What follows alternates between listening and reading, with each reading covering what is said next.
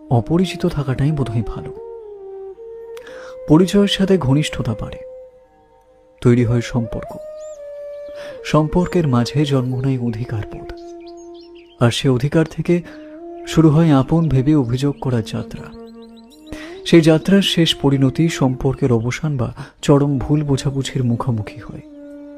অধিকার হারিয়ে যায় কোনো এক কালবৈশাখী ঝড়ের দমকা হাওয়ায়। তারপর তৈরি হয় দূরত্ব।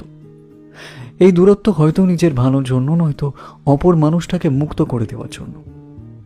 এর চেয়ে অপরিচিত থাকাই ভালো। না থাকুক ভালোবাসা, আন্তরিকতা বা ঘনিষ্ঠতার কোনো সম্পর্ক, তাতে অন্তত ঘৃণা জন্মাবে না, তিক্ততা বাড়বে না, দূরত্ব তৈরি হবে না। দু একটা কথা হোক, অপরিচিত বলে কেউ ডাকুক বা চিনুক, তবু কারো সাথে পরিচয় না হোক।